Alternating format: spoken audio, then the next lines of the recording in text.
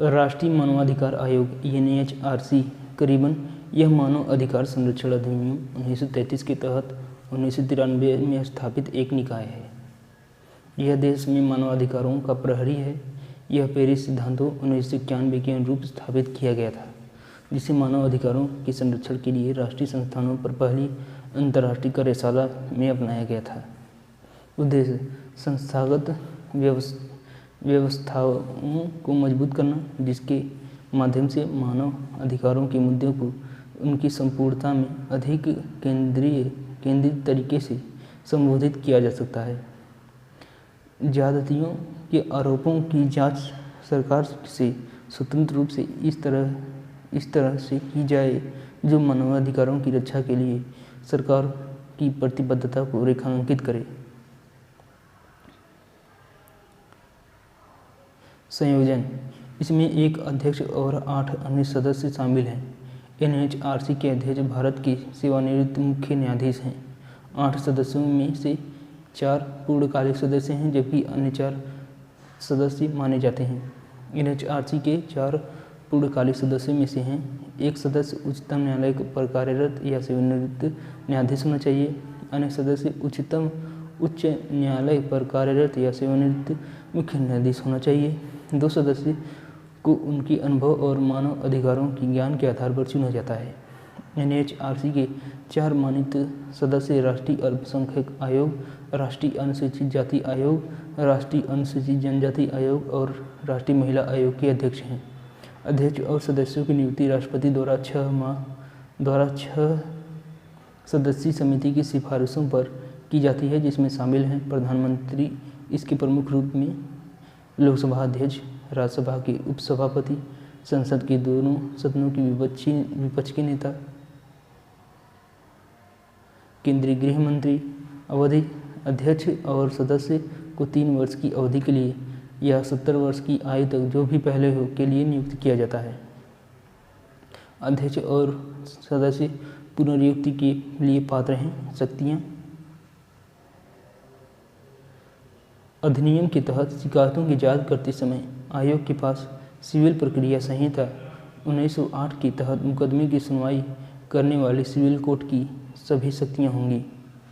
यह गवाहों को तलब कर सकती हैं और उनकी उपस्थिति को लागू कर सकता है और शपथ पर उनकी जांच कर सकता है। यह पुलिस बर्बरताओं के पीड़ितों को मुआवजा भी दे सकता है। यदि आवश्यक हो तो NHRC व्यक्तियों या समूहों के अधिकारों की रक्षा के लिए मानवाधिकारों के परिवर्तन के लिए सुप्रीम कोर्ट या उच्च न्यायालय से संपर्क कर सकता है। NHRC के पास मानवाधिकार के उल्लंघन का स्वतः संज्ञान लेने का अधिकार है, भले ही औपचारिक शिकायत दर्ज न की गई हो।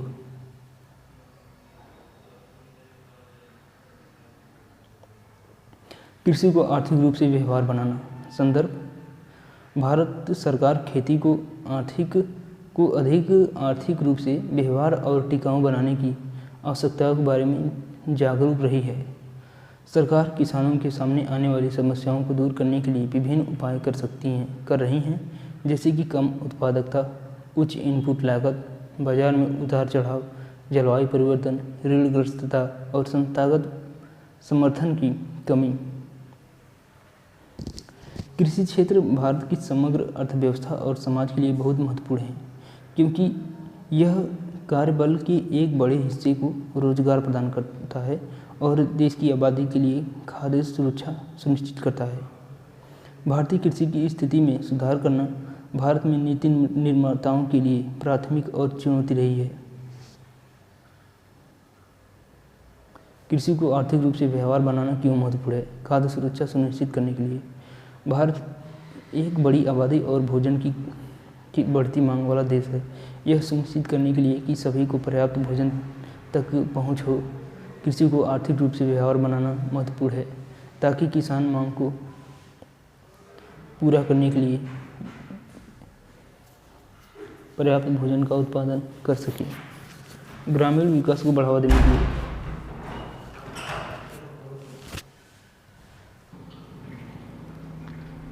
संभव है। अधिकांश भारतीयों की आजीविका का समर्थन करने के लिए कृषि को आर्थिक रूप से व्यवहार बनाने से उन लाखों भारतीयों के जीवन स्तर और कल्याण में सुधार करने में मदद मिल सकती है जो अपने अस्तित्व के लिए खेती पर निर्भर हैं। कृषि सीधे भारतीय आबादी के 50% से अधिक के लिए आय और रोजगार का मुख्य स्रोत है। अर्थव्यवस्था के विकास और स्थिरता को बढ़ाने के लिए भारत के सकल घरेलू उत्पादन में कृषि का योगदान लगभग 17% से 18% है। कृषि को आर्थिक रूप से व्यवहार बनाने के लिए कृषि उत्पादकता में वृद्धि, अपव्यय को कम करने, फसलों में विविधता लाने, मूल्यवर्धन बढ़ाने और खाद्य सुरक्षा सुनिश्चित करके भारत के समग्र आर्थिक विकास और स्थिरता को बढ़ावा देने में मदद मिल सकती है।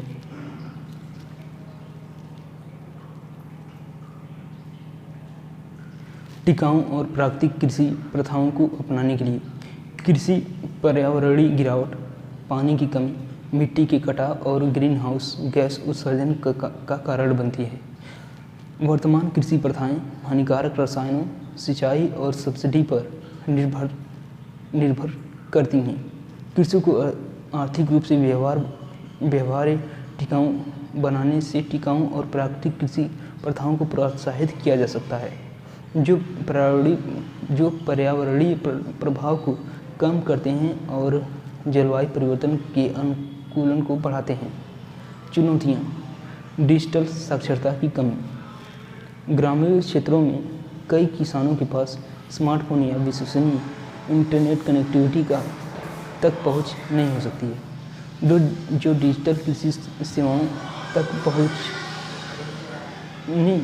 की उनकी क्षमता को सीमित कर सकता है। और एक और चुनौती शिक्षा और प्रशिक्षण की आवश्यकता है ताकि किसानों को यह समझने में मदद मिल सके कि इन नई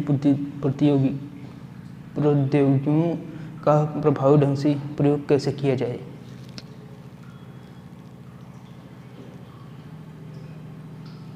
छोटी भूमि जोत।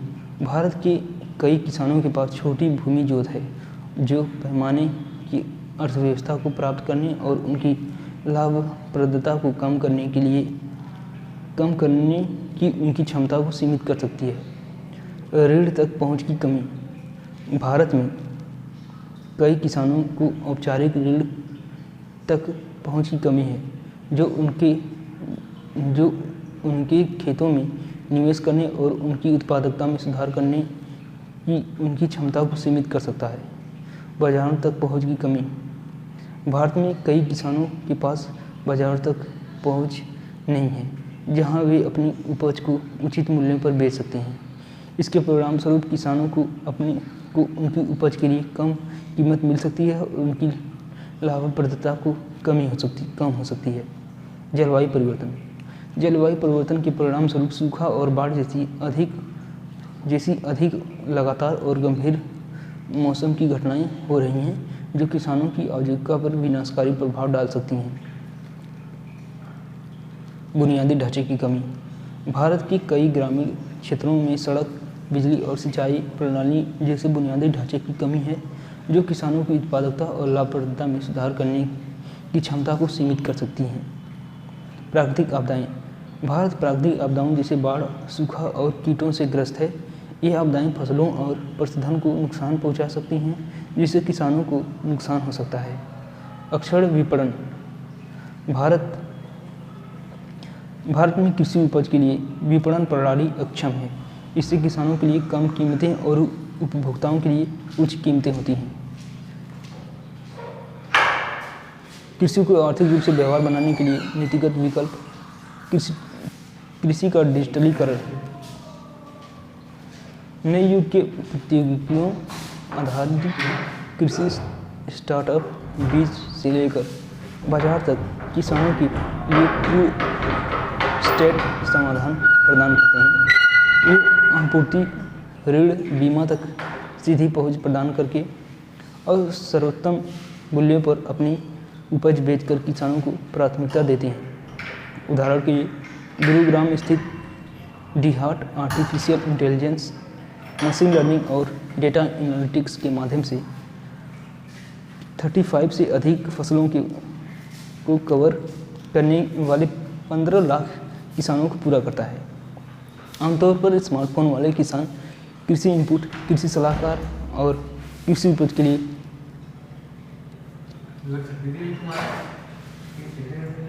विपणन के लिए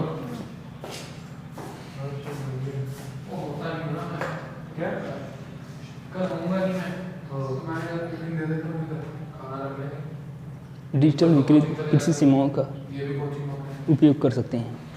एकीकृत प्राकृतिक खेती। एकीकृत खेती छोटे जोत वाले किसानों के लिए लाभदायक हो सकती है। प्राकृतिक खाद के लिए थोड़े बहुत पशु, मछली तालाब और वर्मी कल्चर होने से किसान आत्मनिर्भर और आर्थिक रूप से सशक्त हो सकते हैं। इस प्रकार की खेती के लिए व्यापारिक श्रम महत्वपूर्ण है और यह व्यावसायिक रूप से व्यवहार्य और पर्यावरणीय रूप से टिकाऊ दोनों है। प्राकृतिक खेती स्थानीय रूप से उपलब्ध संसाधनों का उपयोग करके और बाहरी आदानों को कम करके खाद्य असुरक्षा, किसानों के संकट, स्वास्थ्य मुद्दों और प्राकृतिक आपदाओं जैसी विभिन्न समस्याओं का समाधान प्रदान करती है। जलवायु स्मार्ट कृषि।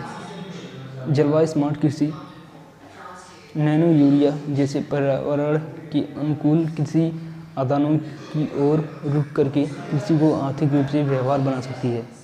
यह उर्वरकों के अंधाधुंध उपयोग को कम कर सकता है, जिससे अपूरणीय पारिस्थितिकी क्षति,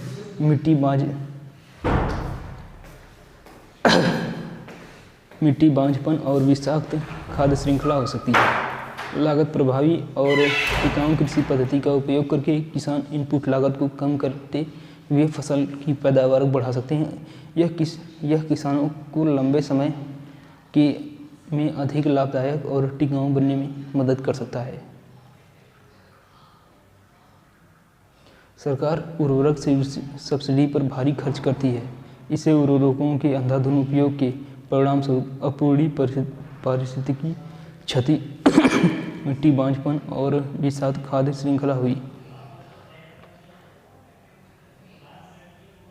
पंजाब में मिट्टी की स्थिति अस्वास्थ्यकर है क्योंकि राष्ट्रीय औसत 135 किलोग्राम की तुलना में प्रति हेक्टेयर 246 किलोग्राम उर्वरकों का उपयोग किया जाता है। सर्वोत्तम कृषि पद्धतियों को अपनाना। सहकारी सिद्धांतों जैसे सर्वोत्तम कृषि प्रथाओं को अपनाने से कृषि को आर्थिक रूप से व्यवहार बनाया जा सकता है। उदाहरण के लिए इजराइल अपने प्रतिकूल जलवायु और सीमित संसाधनों के बावजूद कृषि उपज का एक प्रमुख निर्यातक और कृषि प्रौद्योगिकियों में एक वैश्विक नेता बन गया है। सबसे अधिक उत्पादक तरीके से कृषि उत्पादन उत्पन्न करने में सामाजिक समानता, सहयोग और पारस्परिक सहायता का पालन करके किसान अपनी दक्षता और उत्पादकता बढ़ा सकते हैं। इससे लंबे समय में लाभप्रदता और स्थिरता में वृद्धि हो सकती है। अनौपचारिक क्रेडिट के लिए नहीं कहें। औपचारिक कृषि तक पहुंच को आसान बनाने के अलावा किसानों को वित्तीय विवेक पर परामर्श देने की आवश्यकता है। औपचारिक ऋण सुविधाएं किसानों को अपने खेतों में निवेश करने के लिए धन प्रदान करके कृषि उत्पादकता को और लाभप्रदता बढ़ सकती है। वित्त के औपचारिक स्रोतों की उपलब्धता के बावजूद एक हालिया सर्वेक्षण से पता चलता है कि ग्रामीण भारत में अभी भी धन आधारदाता व्यापारी जमींदार मौजूद हैं, जिससे कि किसान आर्थिक रूप से अस्थिर और अनौपचारिक ऋण स्रोतों पर निर्भर है। धन्यवाद।